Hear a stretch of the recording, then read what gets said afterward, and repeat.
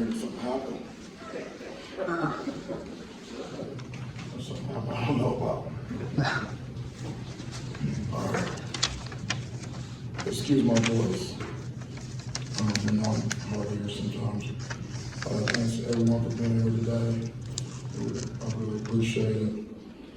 As I told our team Saturday after the game, at this point it's really about what's next. It is a test of character and resolve and things of that nature. So we looked at the film, we broke it down, analyzed it, evaluated everything, and then we accept responsibility for what happened, coaches and players. We learned from it and put together a plan to improve and correct things. And then we turned the page and to prepare for Penn State. So, that's our process, and it's always going to be that. We've had to do that. We've had to do that before, earlier this season, and we were able to get that done. And I really like the attitude of our staff and our players after the game. And today, we're a morning practice team, so we met this morning, and we just finished practice, and the focus was there. And I saw resolve and determination in a very upbeat football team, which was not any surprise to me at all. Penn State's a very good football team. We know that they'll be ready to play. We have a lot to play for on Saturday. We have a significant amount of seniors, some of whom have been here 6 years, and we want to make it a special day for them. We have an opportunity to win 10 games and to go undefeated in the woodshed in front of our fans, which I think is a significant accomplishment. And in the team meeting this morning, I just reiterated to our players and our staff that the voices inside of our room, inside of that team meeting room, have to be much louder and much more influential than the voices outside, because the voices inside are the ones that matter the most and going to have the most effect on how we prepare for the game. Also talk to them about external expectations, because if I'm hearing it, I know that they're hearing it. And I told them, hey, look, the expectations that we have here and that we have had from the beginning, prior to the season starting, was that there were high expectations for us internally. We told our players that there wasn't a team on our schedule that we didn't think that we could beat, and there wasn't a team on our schedule that we didn't think could beat us. But the expectations were high. Although the expectations outside of our room were not as high, that doesn't mean that we've done enough. We still have more games to play. And so it's about being the best that we can be and reaching our full potential. And it's always been that. So we're not playing with the house's money, so to speak. That's not our attitude. And I get that a lot, so I know the players are hearing that as well. Hey, this is a great season. No one expected you to do anything. I mean, this is, well, we don't, that doesn't register with me, and it doesn't register with our team. So focus is on this next game and preparing to the best that we can. Also told the staff that, it's really, we're really just trying to go to the mattresses basically for this week and beyond. Our fans have been tremendous this season. It was great to get everyone back in the stadium. It's been an advantage for us. Obviously, we're undefeated at home, and so we're really looking forward to getting back home, getting in Spartan Stadium in the woodshed with our fans, our student section, the deep end, and that will be an advantage for us, and we're really looking forward to that. It's a special place. We're at the end of November here, and there's a lot at stake. So that's our mindset. I know that Penn State is very well coached, and they have some really good players, some difference makers on both sides of the ball and on special teams. So we'll have to be at our best. We're going to have to play complementary football. We did not do that this past Saturday, and so we got a lot of work to do. But that's why we practice, and that's why we meet, and that's why we prepare. So it's a challenge. We're up for it. We're built for it. And personally, I really like a challenge. I really embrace challenges, and so do our players, and so does our staff. We're competitors, and this is we're in a position to go into our stadium one last time this season and get the job done. So that's our sole focus. So with that, I'll open it up.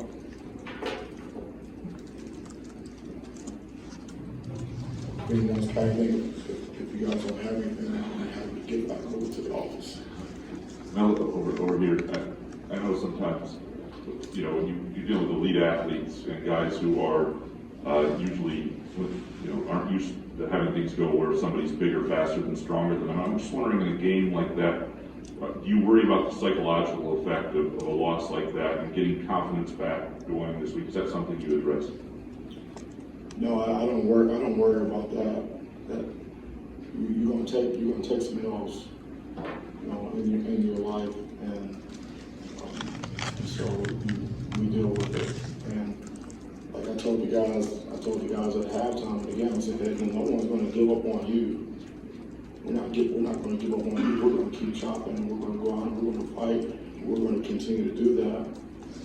And that's our mindset, and that's what we actually do. And we've been doing that. We've been doing that. This is what we do every single day. Because all of what happens within the program is not outward facing. So we have issues and challenges on a day-to-day basis that we battle through together as a team. And that's no different. How do you respond? How do you handle a loss? Well, you have to have mental toughness, and you have to have process, you have to have answers, and you have to have belief, and you have to have people that care about you, that can help you. And we rally and we circle the wagons and we go. And that's what it is. This is high stakes situation. Power 5 football. You're competing at a high level, competing for championships, and it's a binary business. It's you get a 0, you get a 1. You get an L, you get a W, and that's the life we live. So when you play, that's how it is. So we know how to handle adversity. Right here. I was wondering what the reports of a contract extension offer. I was wondering if you can address that and if it's been signed. Yeah, that's not my focus. And I started to focus on my team. I'm not thinking about anything right now. I'm not focusing on anything other than our upcoming opponents. That's the only thing that I'm thinking about. Now, when you talk about the film breakdown and the evaluation, as you went through that, did you see anyone other than Bryce Barringer who you thought played a good game, and is there a particular area you thought was good enough? Well, when you come out of a game like that, I don't think it's, can you guys hear me? You come out of a game like that, I don't think it's appropriate. I don't think it makes sense. I mean, I could, but I mean, why would I need to point out a bright spot here, a bright spot there? I mean, really, what difference does that make? I mean, we have to get ready for Penn State. We've already evaluated the film, good, bad, ugly. We've done that, and we've moved on. Like I said, we've already practiced. We're a morning practice team, and so we've already moved on. And that's why I moved the pressures from Tuesday to Monday, because when we were doing these on Tuesday, I would come here and we already had 2 practices on the next opponent. So it wasn't good enough. And so you win as a team, you lose as a team. So there was no coach, no player, myself included, that was good enough.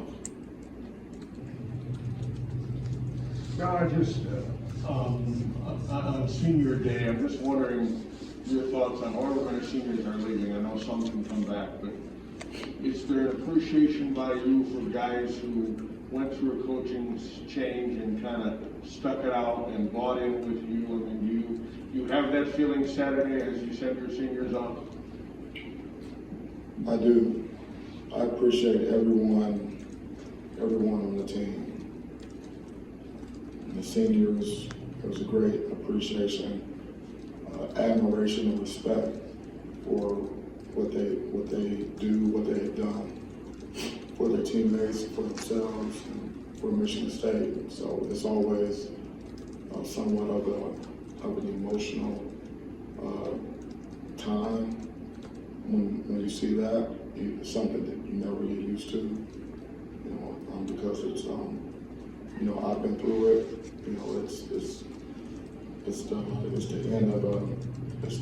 It signifies the end of an era. It's a chapter being closed. So certainly we want the memory Saturday to be a good one. Well, I'm wondering, I know you don't like to make excuses and talk about injuries a ton, but missing some of the guys you were, especially offensively the other day, and then you lose Jaden during the game and kind of isn't exactly 100%. How much did that affect what you guys were able to do or what your plans were to do? And is that something that, now affects what you do going forward this week if some of those guys are still unavailable? Yeah, injuries are a part of the game. And so, it's a next man up mentality. We have a significant amount of injuries on both sides of the ball and also on special teams. I don't think that's a secret. And so it's next man up, and we game plan and we prepare with the guys that are available. And like I said last week, the guys that can play, give us what you got. And the guys that can't play, then you're out and you work hard to get back. And so it's really that simple. And it does matter who's playing, obviously. It's a human performance business. And so we need some guys to step up, next man up and get the job done. And we need to play complementary football. We have to. When guys are out, you have less margin of error. So we have to play better. We have to make less mistakes. Our execution has to be very, very sharp. We have to execute at a very, very high level, offense, defense, and special teams for the entire ball game. That's what it takes. And, you know, I've said this before, I talked to the team about it again this morning, and I just reminded them of, you know, preseason camp. We have 2 scrimmages in the preseason, and after our second scrimmage, I came into the meeting room, I stood in front of the team, I said, hey, listen, I said, do you guys want the good news or do you want the bad news? And they said, we want the bad news. Coach said, no, I'm going to give you the good news. So the good news is that based upon our evaluation of what I see and based upon my experience as a coach, 25 years of coaching, we have enough players here to get the job done right now. So trust me on that. Nod head. So the bad news is we don't have the depth that we need right now. This was in preseason camp. Based upon my experience, it's a long season, you have injuries, it's a game of attrition. So depth is critically important. So we have to develop young players. Guys have to get better, guys have to come on, take ownership, prepare, even if you're not a starter, prepare to be a starter and be ready to be the next man up or compete to move ahead of someone else. We need as many guys to be ready to play as possible, and we've been working tirelessly to get that done, and so have the players. You know, so at this point in the season, it's not just us, it's all over the country, college and pro. You know, it's a next man up deal. And I told the players this morning, I said, guys, nobody cares. No one cares. Like, we care, like we love you and we love each other, we care about you as people, but in terms of this is a results-oriented situation. It's binary. You get a W or you get an L. That's it. So that's why we don't have excuses. That's why we don't complain about officiating or anything like that, because at the end of the day, it doesn't matter. So we're going to prepare. We're going to prepare for pressure. We're going to prepare the best that we can with the guys that we have, and our goal is to win the game. You know, and we're preparing to do that, and that's the expectation internally for us. You know, that's what we're here to do. So, treatment, nutrition, rest and recovery, meetings, extra meetings, film study, whatever it is, going to the mattresses. We're going to rally every day this week within our process, and then we're going to take it to the game on Saturday. Off in front here again. Flashback to last year, and you said going into the week, the holiday celebration would be a PowerPoint presentation with the turkey on it, and then you go about business. I guess, what are your plans for this week with it being the difference and kind of looking back on what the players sacrificed last year, not being around with families and maybe the chances here? Well, we're a morning practice team this season, and we were not previously. So it actually helps when you have like a Thanksgiving. Actually, this morning I was on the radio. I go on like at 8:19 every Monday morning, and Steve he mentioned Thanksgiving and wanted to know what type of food I like to eat. And I'm a turkey guy, man. I was like, man, thanks for reminding me of that. That hadn't even crossed my mind. I didn't even know that it was Thanksgiving. I wasn't thinking about that. So, but it's not going to affect us very much because we practice in the morning, and we'll have,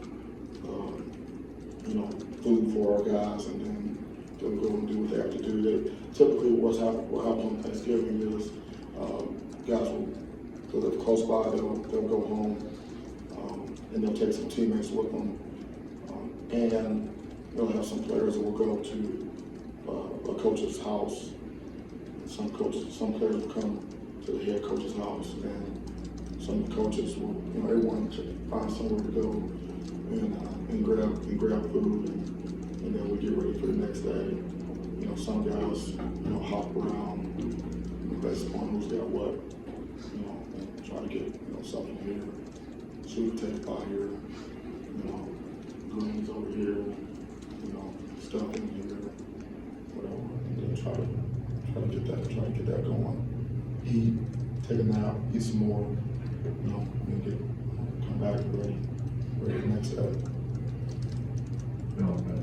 Talking a little bit about just the binary aspect of wins and losses. When there is a score involved, there's a psychological component that kind of comes along with that, whether it be a close game or a lopsided game like that. Is it easier or tougher to coach guys after a game like that? And how do you kind of, within the construct of the neutral thinking, get them to kind of maybe eliminate the score and focus on the performance? It really depends on the type of team that you have, and because the team is made up of individual guys and their mindset and their mental disposition, like how do they respond to victories, how do they respond to defeats, margin of victory, margin of defeat, and really they all count one, so when you even, and I've said this before, even when we've won games, there's been issues, and so the process doesn't change, and so as long as from a coaching staff standpoint, we're not up and down, then our team has an opportunity to be neutral thinkers. And neutral thinking is basically, listen, you take the emotion out of it, you take the judgment out of it, and you just go right to the facts. Go right to the truth. You say, okay, what are the facts? What's the truth? So like, what happened? And then you're real about it, you own it, and then based upon the information you have, then that determines what you need to do next. And it's like do next, which is an action or behavior.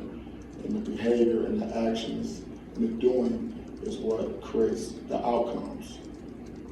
And so there's a process to prepare for a game that goes throughout the week. So we're early in the week now, and that's how we go about it.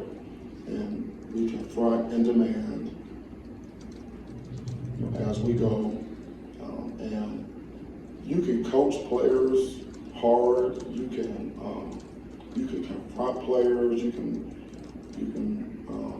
be harsh with your criticism.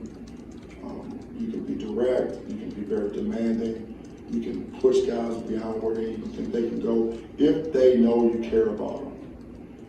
And if they know that you have their best interests at heart, and if you know that that everyone's in it together, because there's no finger pointing or things like that. Because when the players do good, the staff does good. When the players do bad, staff does bad. I mean, we're all in it together. So when you have that type of understanding, and that's built day after day after day after day over time, players understand, hey, this is how it's going to be, and it's not personal. It's just what's required in the game, in the process. Like if I don't like something that I see, say for instance, it may be a foolish penalty. We'll say as coaches, that was a foolish penalty. We're not saying you are a fool. It's two different. It's not the same. It's very different. That was a foolish penalty. That action. Okay, so how do we fix that? And then that's part of teach, motivate, develop players, and it's an ongoing thing. And so it depends on what type of players you have, their maturity, their experience, things like that. And then everyone's different. Everyone, we treat everyone fairly, but we don't treat everyone the same, because we have to know your personnel, and then that's where the rubber meets the road. And like I told you guys today, we have to dig in, and we have to dig in right now. This week we're digging in right now, and we're going deeper in our preparation, because we know what our challenge is going to be on Saturday. And so, and this is what we do full time. You know, it's not like, you know, I'm going, I leave here, and, you know, and doing like monitoring, you know, in-school detention or something like that. Mel, sort of two smaller things for you here real quick. Connor Hayward, I just saw when we came in here, is gonna go to got invited to the Senior Bowl. Kind of a unique guy, obviously switched positions, maybe not a prototype size tight end, but I'm just wondering what you've heard in your experience. Do you think he could be an NFL guy, or what do you think his potential is at that point? Well, if he's being invited to the Senior Bowl, then obviously people are evaluating him. Jim Nagy and those guys, they're looking at him all over the NFL. They're looking at him as a prospect. So absolutely, you know, he'll have, you know, God willing, you know, he'll have an opportunity to show what he can do. We have scouts, we have NFL scouts, you know, personnel guys in here daily. We've opened up our operation to the NFL, and so they're able to come here whenever they want. They watch practice, they watch film, they watch camp film. They talk to myself, they talk to the staff, they talk to trainers, academic folks. They gather, we're wide open, and they also come to games. And so, you know, we want it to be in a very inviting place for the NFL, so that they can evaluate it, so they can see it, so they can get good information and accurate information on the guys, and that helps our players. You know, because the NFL and the process of evaluation and, you know, stacking the board for the draft and all that, they don't like unknowns. They want to know everything. So that's why we're wide open. It makes their job easier, so they can get better information that's better for our players, because they get the exposure. You know, there's you know, we're wide open. So I think that really helps. So like Connor and all the other guys that are draft eligible, you know, we want those guys to have opportunities to play at the next level. You know, and there's always discussions about do I come out and do I come back? All that, so we have a process for that as well, to help inform the players, and you know, at some point, you know, their parents or whatever. Hey, here's the information that we have. Here's independent information, third-party information, you know, objective, and then so everyone can make informed decisions. We want to support our players, you know, any way that we can. So, because that's a dream of almost every single player that we have on our team, is to play at the next level. So anything we can do to help them get there, we're all about. So I was really excited when I got that letter from the Senior Bowl that Connor, you know, was being invited, and that was a positive. And then just sort of quickly, sort of along the same lines, maybe too early in the week for this, but if a guy came to you that has eligibility left and said, I think this is it for me, you know, would you let him, or want him doing a senior day type of thing just to give him one last moment here? I don't know if you've had that situation before where you've got guys like, but just wondering your thoughts on that, if that's a thing. Yeah, it's very fluid, especially now with, talking about COVID years, and am I going to come out, or am I going to stay, things like that. So it's up to the players if they want to participate. And you know, and it's fluid. It's fluid. And a guy may participate and may come back. You know. You'd let him know if there's a junior or something. If you'd be fine with him being part of it. Okay. Absolutely. You know, why not? You know, why not? I mean, this is for the players, and we want to do what we can for them, and help them in the way that we can. If a player wants to participate in senior day, then let's do it, and let's it's gonna be positive, that's gonna be a good thing, and if based on information or whatever, decide to come back, then come back, you know, maybe do it again next year. So, double up. Time for a couple more, Audrey, and then Jim. Perfect way to transition into this, sort of. You mentioned how seniors, recognizing them signifies the end of an era. So how would you define the era of these seniors that you will be recognizing on Saturday? Yeah, well, I'm sure these guys could probably write a book, you know, about their time here at MSU. I know I certainly can, even from just this past couple of seasons. So it's going to be a different story, a different narrative for each guy, you know. And I'm sure throughout the week, as you get a chance to visit with some of those seniors, you know, they'll have some stories to tell and some feelings. But I know one thing: it goes fast. It goes just like that, you know. And I mean, it's always good for the younger guys to see, you know, the seniors and kind of see them go through that process, because they're with those guys every day, you know. And then all of a sudden they look and say, "Oh, this is it," you know, here, last home game.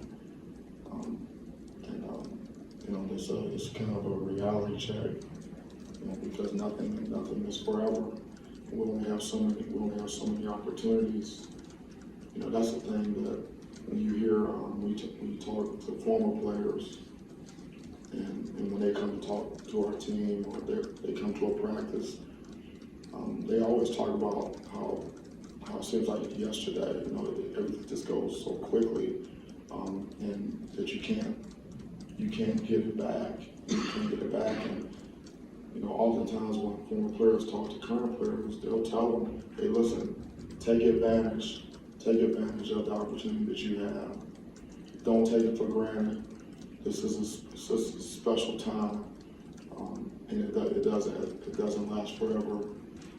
Make the most of the opportunity and appreciate it." And so, you know, we hope, you know, as coaches, that we have a positive impact on our players on the field and off the field.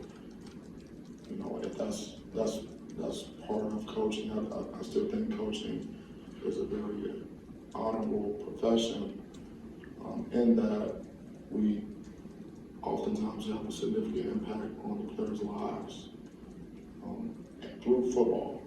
And so, and it'd just be interesting to see, you know, and hear from the guys in terms of what their experience has been, you know, especially through a lot of these guys have come in here, you know, on the heels of a playoff run type deal, and then we've gone through the process and ups and downs, and now coaching change, and you know, that's a lot. You know, some of these guys when they get here, some of these guys are 17 years old when they get here, you know, and then as you know, they're grown men, and they're ready to go out and do whatever.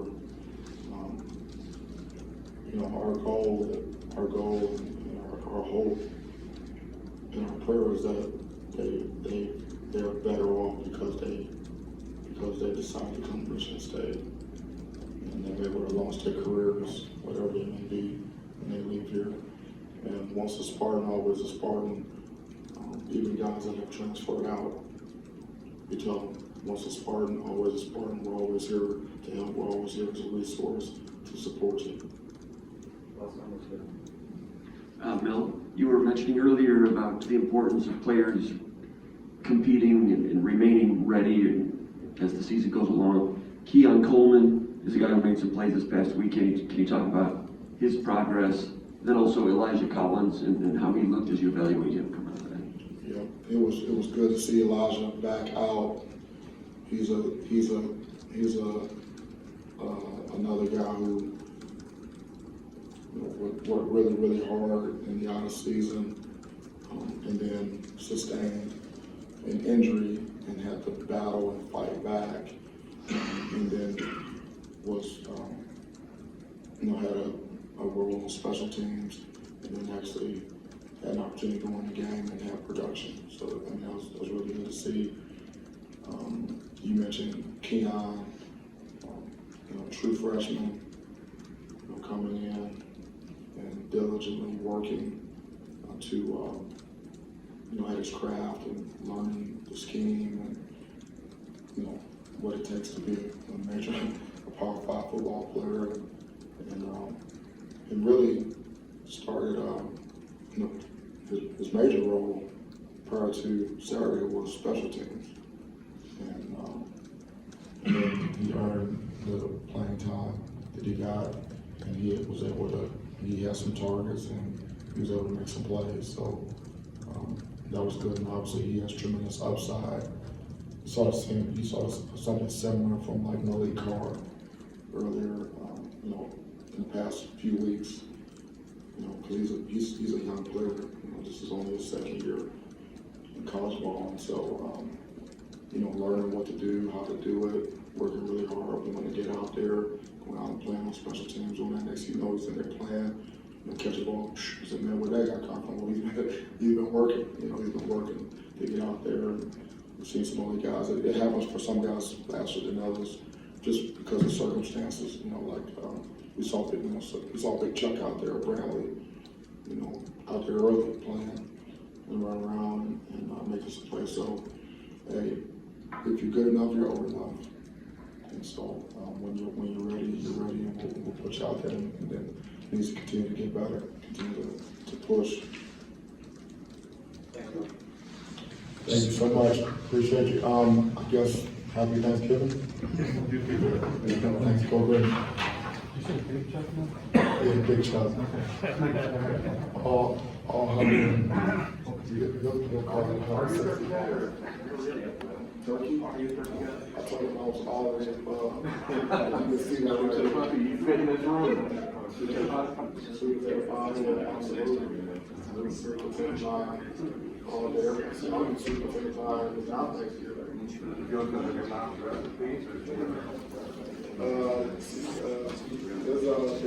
I'm not sure about